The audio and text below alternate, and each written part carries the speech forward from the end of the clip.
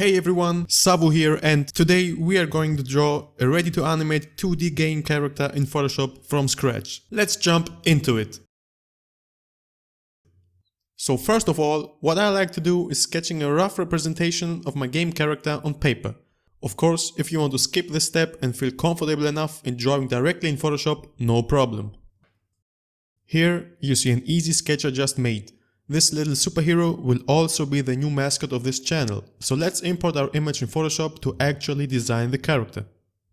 To do so, just open Photoshop, click File, New, and make sure to set your canvas size to HD, which means width 1920 pixels and height 1080 pixels. This is very important to keep in mind when creating any kind of design, since you can always shrink down your image without losing quality. Next, click File and open your sketch from wherever you've saved it. With the selection tool, select your character and simply drag and drop with the Move tool into your HD canvas. As you now see, this will create a new layer on top of our background. Reduce the opacity to let's say 50 and create another layer above. You can use your mouse by clicking on this icon here, or use the shortcut Ctrl, Shift and N to do so. Now that everything is set up, we are ready to draw the outlines of our character. Let's start with the hair. Zoom in as much as you want and redraw the lines using the brush tool. Make sure you have selected the hard round brush since we are drawing black outlines, which should be sharp and clear.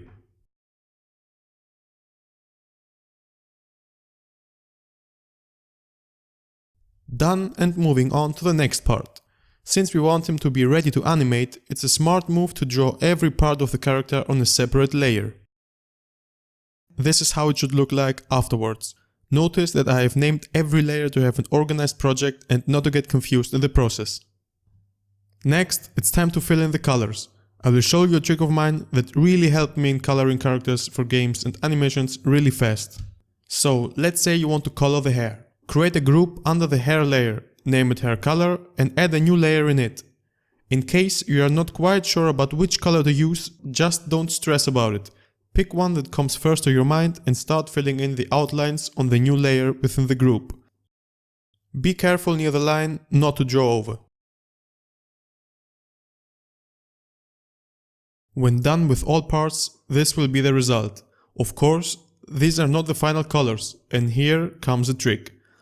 Above the color layer, create a new layer and by holding down Alt, left click in between the two layers to create a clipping mask. Using this mask, you will be able to draw without thinking about the outline boundaries and easily switch colors until you find the right one. After filling in the right colors, it's time to create a simple yet effective shading and lighting effect. Let's start with the hair again. In this example, we assume that the light source is on the left side of the screen. Create another clipping mask above the hair color layer. To set the right color, click on your base hair color first. Next, for the light effect, choose a color that is a little bit above and to the left. Click OK. This time we will use the soft round brush and decrease the opacity to about 70. Now think about where you want the light to hit and simply draw over the section with your brush. As you can see, it's a lighter tone of your hair color which looks really great. For the shadows, again from the base color, we go a little bit down and to the right. As you already guessed, we will draw the shadow on the other side of the hair. The result looks really nice, and if you want, you can play around with the opacity of this layer until you find the right tone for your character. Follow the same steps for each part you have created. And done! Your character is ready and also separated into multiple layers, which makes the animation process much easier.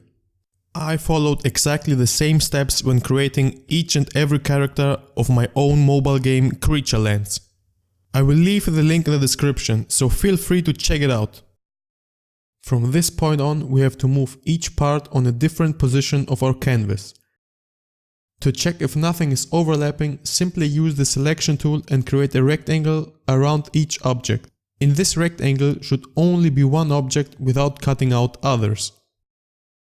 After this step, uncheck the visibility of your background layer since we want it to be transparent.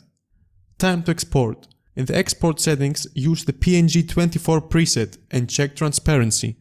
Click Save and name your file. Next time I will show you how to import your character into Unity and bring him alive with animations. If you liked the video, leave a like and subscribe for much more tutorials and tips about game development. Thanks for watching and I'll see you next time. Ciao!